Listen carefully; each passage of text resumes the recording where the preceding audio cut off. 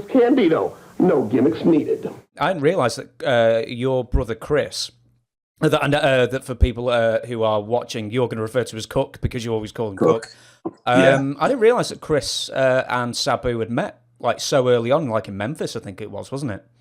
Oh yeah, it was a really long time ago. I remember the first show I ever went to, with when I met Sabu, I was probably like 9, something like that. Well, I'm trying to think because it was right when he got back from Japan, and he had all those razor marks, on his. They were like new, and I was like, "Hey, Mister, what happened to you?" He's like, "I fell."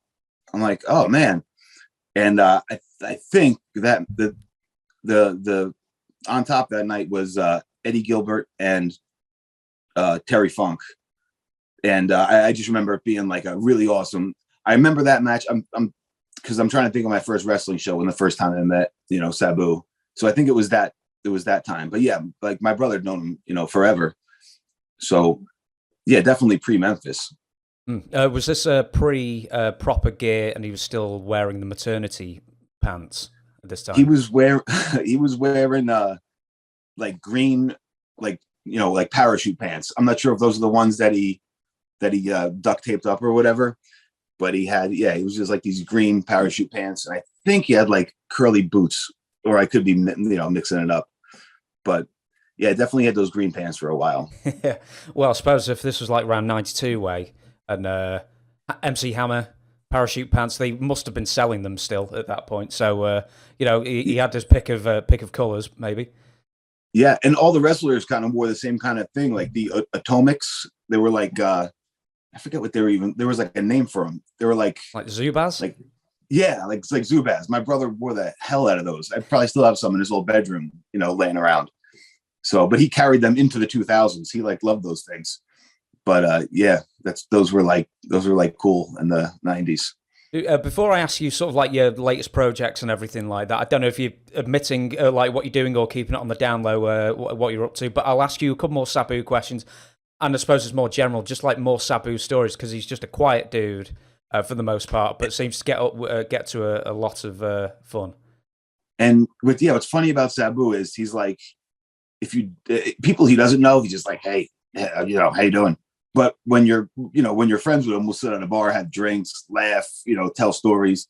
Like, there's a bunch of pictures on my, on my Twitter of like, he'll come down and we'll just like, he's like, let's go to your brother's bench. We'll go down to my brother's bench. I have like the key to everything in the town. So there's like this, this big pavilion that overlooks the beach, the ocean that's locked. So I unlocked it. I brought Super Genie was with him last time. Brought him and Melissa up there to like see the whole town from the top, and then we went to Marucci Park where my brother first had his matches. Then we went out for drinks.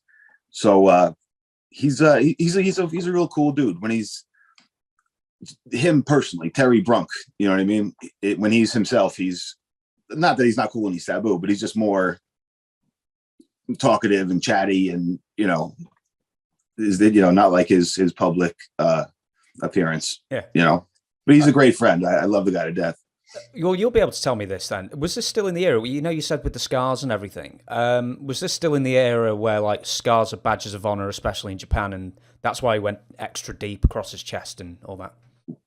The reason for his scars were, what I was told was, he went. He was going to have his match with whoever, and he didn't have like a proper blade, so he took a shaving razor and he like cut it up and put some tape on it and used that, and he would like go to get color and be like, shit, because when you cut yourself shaving, you don't really see it right away. So he was like gigging himself, and he wasn't seeing anything happening until all of a sudden it went like and started gushing like all over the place.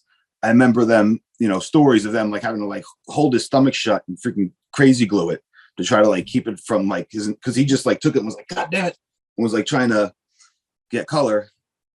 But with that little tiny blade, he kept doing it, and all of a sudden blood all over. So I think he thought the scars were cool later on, but when it happened, he was probably like, oh shit, what did I do? Yeah. So, what do you thought? It was like maybe like, oh, this is a cosmetic nightmare. And then he realized it maybe enhanced his character. Yeah, I think I remember the first time I ever met Sabu. I was probably like 9, and that made Chris 19. And I just remember walking over. He had all those scars. I'm like, hey, mister, what happened to you? He's like, I fell. I'm like, Cook, what happened to this guy? He fell. And everybody started laughing. Because, I think that was right when they got back from Japan. But, I've known Sabu for a long time.